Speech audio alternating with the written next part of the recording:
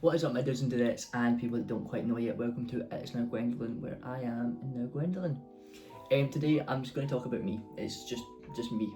No one else, just me. I'm not giving you information. I'm not talking about any politicalness. It's just me. I'm going to go over how I knew I was trans, my coming out, but mainly what delayed my coming out. So I have looking back, I realised that I've known since I was maybe about 15, 16, that age. But I didn't actually come out until I was, till I was 20. I didn't start socially transitioning until I was 20. I didn't fully realise until I was like end of being 18. So what's that, 3 years ago, so 2023. But I'd known for about 3-4 years before that. And I'm just going to talk about that. So I'm going to quickly move us on and we'll get into the first part. Oh boy. Right, okay. So as far as finding out, as far as realising, I was 15, 16, that age. I don't actually have a proper time frame for it, but I was 15, 16, and I had to do a lot of things shout myself. Like my first interaction, my first experience with anything trans, anything gender, was Finster. Finster's and for anyone watching that doesn't know, Finster's the most famous trans femboy YouTuber streamer. But when I started watching Finster, she was just femboy. It was just femboy. It was a dude in a skirt and makeup. But I seen that and was like, aha, funny jokes, and whittled my way in the terms of I started doing the same. I didn't record or anything like that. The closest I came was going on Amigo and bullying folk and getting bullied myself.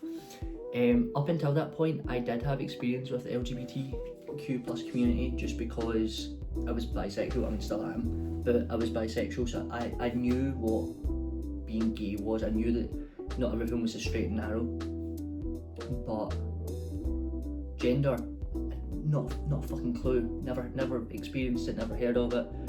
As far as I'm aware, I had man parts. I was man. That's all I was ever meant to be. I didn't know anything else. I then, at the age of 14 or 15, so just before that awakening stage, met a trans person. I'm not going to give names because there's a fat chance that they'll hear it. But I met a trans person and we dated for a few months. We were very young, it wasn't anything serious, but that was my first interaction with anything non-cisgendered. The idea of being not cis, that was my first interaction with that. And it was through dating them that I seen a little piece of how it can affect someone, what it's like in social circles, what it's like in social situations. So that was my first ever interaction or experience of transgender stuff. I was never taught it in schools, we never educated about it, never seen it online, it was never on, I was going to say TikTok wasn't around back then, I don't think. Musically, maybe it was back then, I don't know. But I hadn't seen anything like that. I done a lot of research into it because of my partner at the time. I wanted to know how to help them, I wanted to know how to make them feel safe, I wanted to know how to make them feel the best I could. So I did a lot of research into it and that opened my gateways up a lot. And because obviously all these big corporations sell your search history, YouTube started sending me a lot of trans themed videos, despite the fact that I wasn't actually YouTubing them, I was only Googling them. And Finster started coming up. So like I said, Finster was my first inkling as to that I could be trans or that I could do it. Not that Finster brainwashed me, but it was watching Finster be a femboy, be just a man who wears women's clothes, that I was like, I quite like the idea of that. Just because, okay, here's, right, I have always said, even from a very young age, I wish I could be a girl just so I could wear women's clothes because, and this was always my reasoning, they've got so much more options. I would always say men have shorts, joggies, jeans, and a suit. That's the options for men. Women have all of those options in skirts and blouses and dress and all this different stuff. And I would always say, I wish I was a woman so I could wear all of that stuff. So that could be me. And I didn't realise that. I didn't click on. I didn't realise that was. I thought everybody had that thought. Maybe they do. Maybe we're all trans. But I didn't realise that not everybody had that thought. So it was upon seeing Finster and being like, oh, that's a dude wearing women's clothes. That's what I've been saying for ages. Fuck it, I'll give it a go. So spoke to my mum, because I didn't have the money. I was like 15. Bought some clothes, and only in private would I wear them. And then I let one or two friends in the know, and then I would go on Amigo and I'd fuck around, and that was my first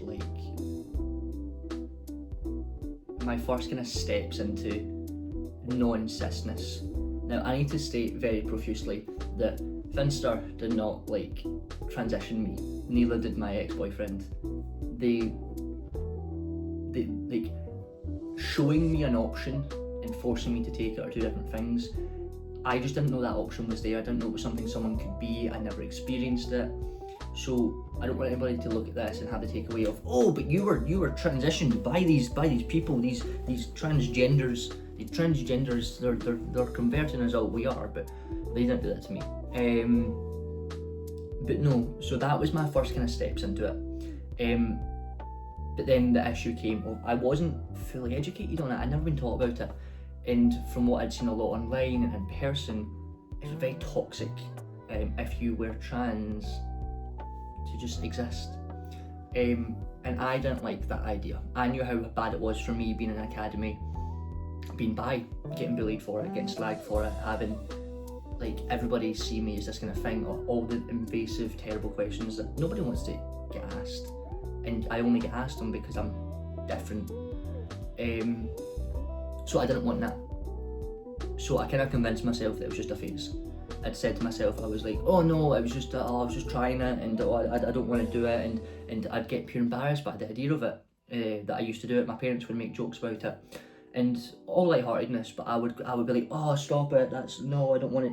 But not because I found it embarrassing, it was because there was so much truth to it. And I knew that something felt more correct when I was presenting in this way, even just in private, but it felt more correct. And I didn't like how correct it felt, because that meant that I'd maybe have to open up to the idea of being trans, and that was terrifying. Hated the idea of it. It maybe some internalized transphobia. I think I might have spoken about this in a different video, but the idea of being trans terrified me. I hated it, genuine transphobia, fear of being trans. I hated it. I really didn't want anything to do with it. So I stopped. It was simple as that. Got my box with all my clothes in it, all my female clothes, and put it right in the bin. Gone. It was gone. I didn't want anything else to do with it. That was when I was about 16, almost 17. I stopped. I was then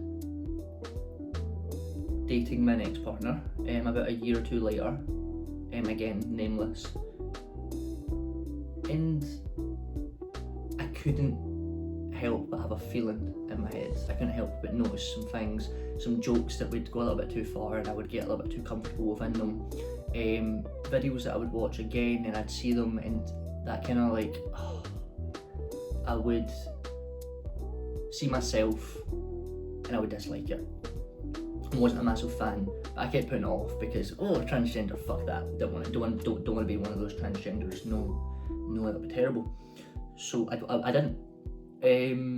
Towards the end of my relationship with person number 2, I kind of tried to bring it up to them that I think I might be, that I was like, I might be experiencing this, I feel kind of this way, I maybe start doing this. And putting it bluntly, I was met with a less than ideal response, and I quickly backtracked, very, very quickly. I was like, haha, jokes. It was always a joke. There was never any seriousness in And no shade to this person, I get it, I get it, but oh, someone's entering the house. But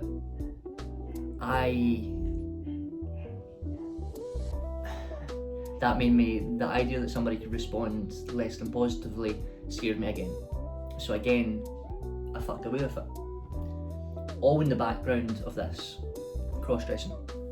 Again, so at this point I'm scared to tell anybody, I'm scared to accept it, I'm scared to talk to someone about it, I'm scared to find help to realise who I am. But I'm in the background, I'm still transing, I'm still femboying, I'm still cross-dressing, whatever word you want to use for it. I was still doing that in the background, in private, without telling anybody. End of my relationship. This was not the reason that we ended, but end of this relationship, I started socialising a little bit more femininely, as in I started painting my nails. Literally, I think maybe the last 2-3 weeks of the relationship is when I started painting my nails. And I felt really good. Like, it was a very mild boost, but I felt really good. I did it at work, I did it for going to uni, I did it going to work and social, and it was nice. I started doing little stick-ons, it was an extra thing. All again in the background, cross-dressing. Did a lot of research, so much research, and I kind of realised, I was like, fuck. So I reached out to my previous ex-boyfriend who was trans, and I was like, how did you know? And they gave me some really good advice. They basically just said to feel who I am, not to rush into any decisions, to look into it, not to, like, basically just not put any pressure on it, which was really good advice. But I kind of already knew at that point. I was just scared to accept it. A couple weeks later I started my social transition. So as far as people on the outside scene, I came out and then socially transitioned like that. I was like out, I think July, or January, very much April, May, June, July, August, or I think maybe August that I came out. But I didn't start my social transition until September, because it's when I started going back to uni, and my logic was, I can get hate crimed in Glasgow, but I can't get hate crimed in my hometown. So I started dressing the way I wanted to, going to uni, and that was the start of my social transition.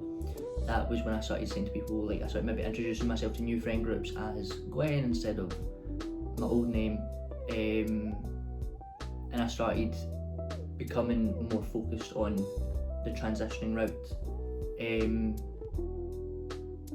But that took a while, it took a long time to get there, but it looked very sudden. But for me, it'd been a case of years, and it must have been from January when I first brought it up with my ex-girlfriend, and then getting shut down, until August. I knew, and I was just scared.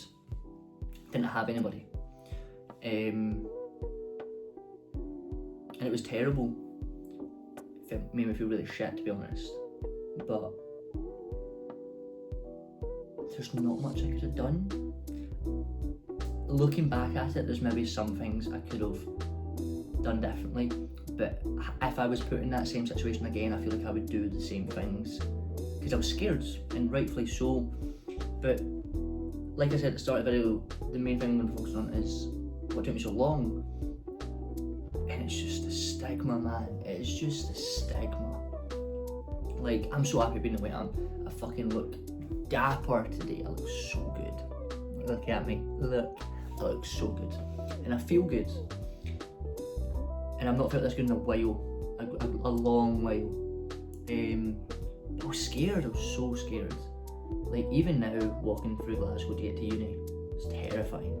It's terrifying.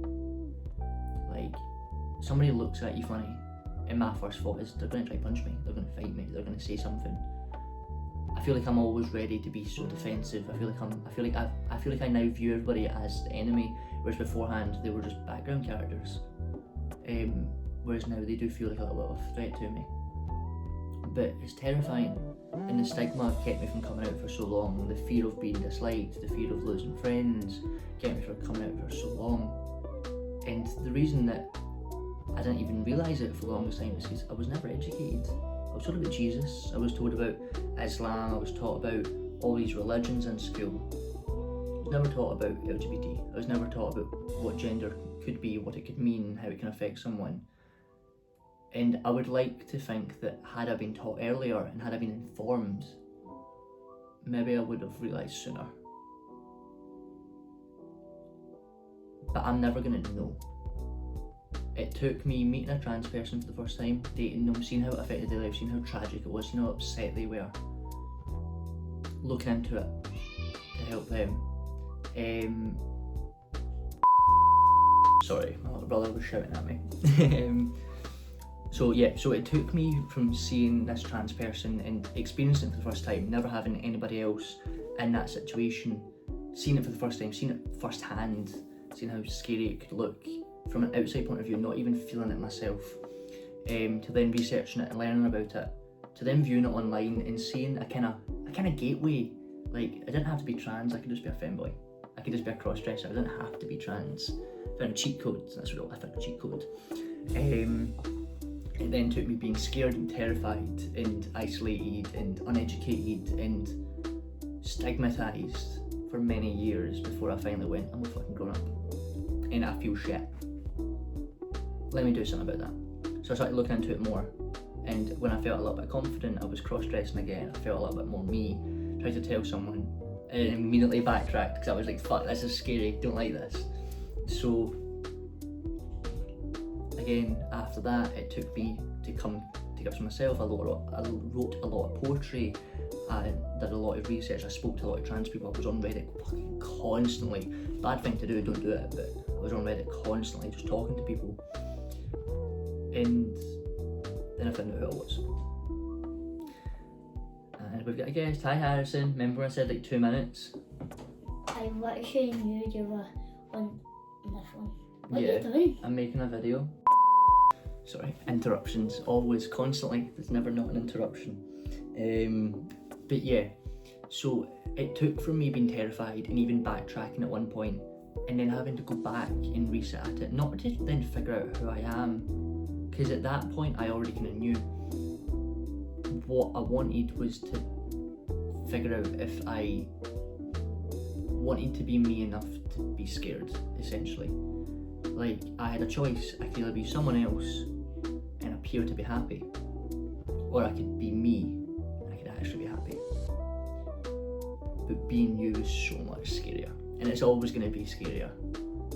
And ultimately I did choose to be me. But it took a while. It took a long, long time.